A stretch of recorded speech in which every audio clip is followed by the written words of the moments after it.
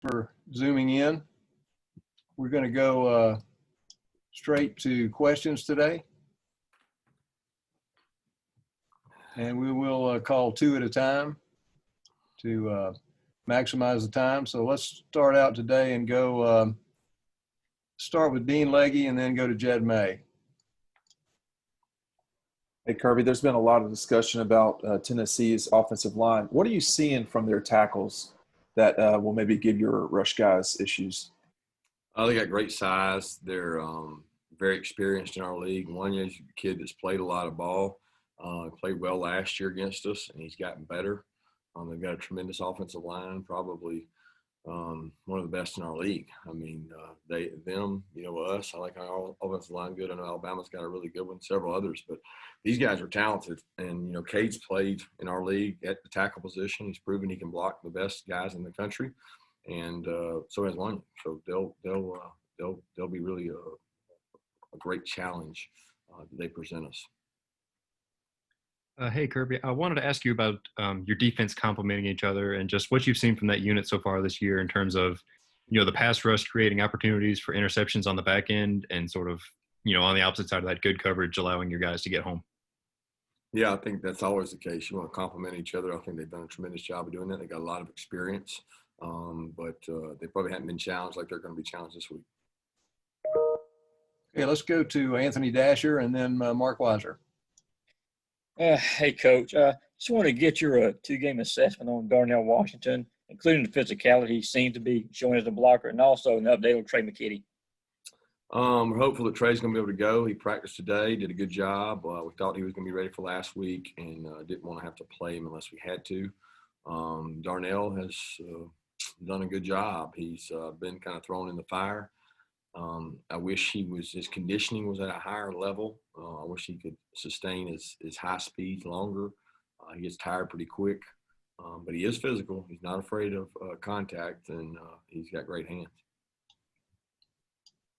Kirby, I wanted to ask you what you think led to the effectiveness in the last game with Adam Anderson and Aziz, in the pass rush.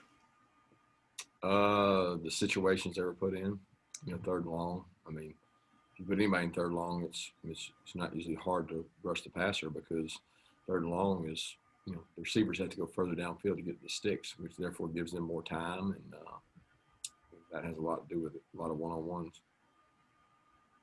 And let's go to Mike Griffith and then Seth Emerson. Yeah, Kirby, a couple questions. What does Tennessee present that you haven't seen from your first two opponents? And then just as far as, how the quarterbacks look this week? They got a really physical offensive line. We talked about that. They've got a great running attack, very calculated. They understand what they want to do. They know a lot about our defense. Will's gone against our defense for a long time. Chaney's gone against our defense a long time. Pruitt knows about our defense, so they know the ins and outs. At the end of the day, you got to block a person in front of you. You got to move people. You got to strike them. So they present a challenge of being able to run the ball. They really have really good wideouts. They got quality. They got a very experienced quarterback who's going to get them into the right play. They got backs who catch the ball out of the backfield. I expect to see quite a bit of empty from Coach Chaney because he likes to do that and change things up. So they'll present a lot of challenges. Tempo. They go with tempo at times and go fast. They use the game and a lot of the college football. I guess I don't want to say tricks, but the things people do, tempo plays to their advantage. And I think everybody's using those. I mean, it's every offense in our league is. And then you said quarterbacks. They're doing great. Kind of on that note.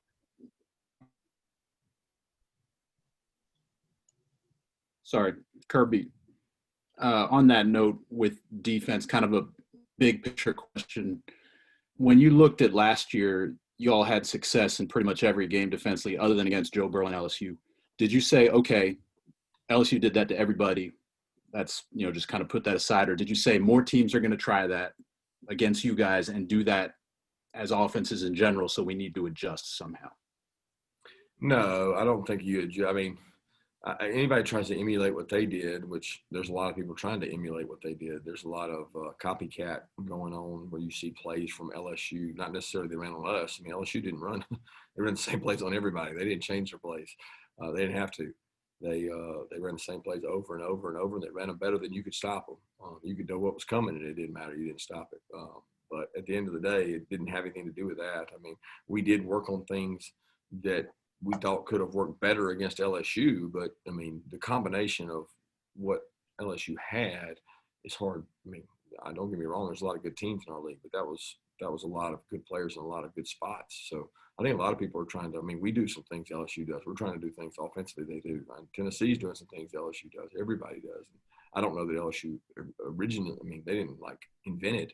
They got it from somewhere. So it's just more of some of the copycat part. But that hasn't been anything that has spurred us. We're just trying to get better. We look at what other teams in other conferences did that maybe is not in our conference. There's a lot of defense that's copycat. All right, let's go to Chip Towers and then Jake Rowe.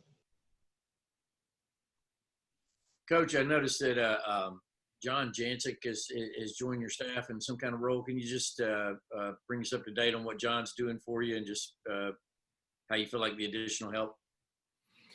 Yeah, we had 3 quality control positions or 2 quality control positions that we weren't able to fill.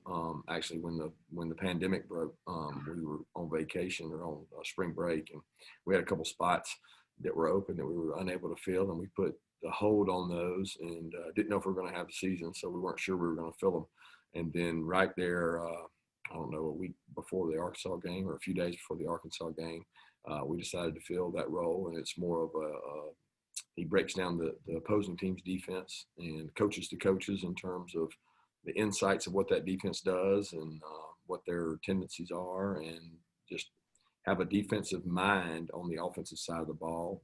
It's very common in the NFL, and it was important to Coach Munkin that we had somebody that could fill that role. Kirby, I wanted to ask you about some of your young offensive linemen and kind of the growth you've seen from them over the past, I guess, almost 2 months now. Broderick Jones, Tate Ratledge, what have those guys done, and are they kind of getting into the flow and maybe starting to make a move? Yeah, they're getting better. I think each one of them had a long way to go. You know, Broderick missed a lot of the minicamp time with a foot injury and really hurt him as far as getting caught up to speed, not being able to go in that learning phase. Tate has missed a little bit of time as well. I think if either one of them had not missed time, they would be further along, but I don't know that they would be contributing right now. They're going to be good players, and we're trying to catch them up as fast as we can. Look, if there was a pill you could take to expedite expedite these guys' development, we would do it. But you can't get enough reps fast enough. And when the season starts, their reps really get minimized because you're focused on the other guys. So I'm very meticulous about the number of reps they get day to day, whether they spend time on the scout team because they get more reps. I've seen Isaiah Wilson, Elijah Holyfield. I've seen a lot of players, Tate Crowder, go from, being on the scout team to being really good players. And those guys are no different. They're working really hard to get better. Let's go to Jillian with the red and black, and then see if Steve Hummer has a question. Jillian? Hey, Kirby. Just to look back at your time with Jeremy Pruitt at Alabama, what memories come to mind that point to the relationship you have with him and how you view each other now, despite facing off on opposite sides of the field? Just known Jeremy a long time, even when he was a high school coach. He was best friends in college with Will Friend, who's on his staff, and I was best friends in college with Bobo, and we crossed paths a lot. Mike and Will worked together, and then and Jeremy and I were always close with those 2 guys. Of course, he joined them here at the Georgia staff for a while there while I was at Alabama. But Jeremy worked his way up through the Alabama system. He worked in the weight room. He chased players. He made players go to class. He sat in on meetings. He became a better coach. And he learned a lot from being over there. And he was a good coach before he ever went to work at Alabama. But then he went to FSU and worked on his own, and he's worked his way all the way up. And he's done a tremendous job doing that.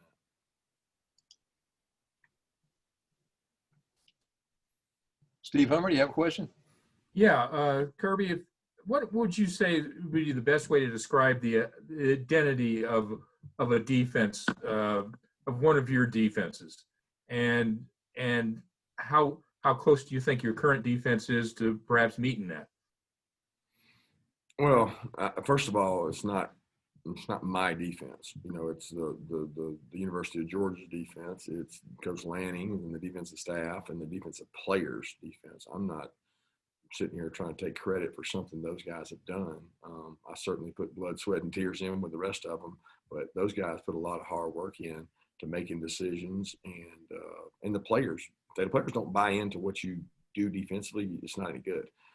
I think Dan and his staff do a tremendous job selling who we are to the players, and Dan imparts his personality on that, and I think the players appreciate that. I don't think it's a one-person gig, but if you had to define a great defense, it would be relentless effort. It would be reckless abandon. It would be constant pressure and pursuit, not giving up explosives. And we've done a good job of that, but we also did probably play one of our worst defensive games last year against Tennessee. When you look at it in terms of tackling, getting pushed around, big plays, just was not indicative of who we are or want to be. Thanks. Let's go to Connor Riley. Hey, Kirby, when you were either recruiting Jalen Carter or in his brief time at Georgia, was there an athletic thing that he did or a feat that he had that really impressed you? Yeah, lots of them. He had a bunch of dunks. He had a bunch of basketball dunks that were pretty incredible. And then, of course, he had a one-handed catch at tight end, caught passes as a fullback in his offense, and really athletic big man. All right, let's open up for anybody for a couple minutes. Anybody, go ahead. Kirby, how tight is that right tackle battle right now with Warren McClendon and Owen Condon? Because both of them have played a lot of football in these first two games.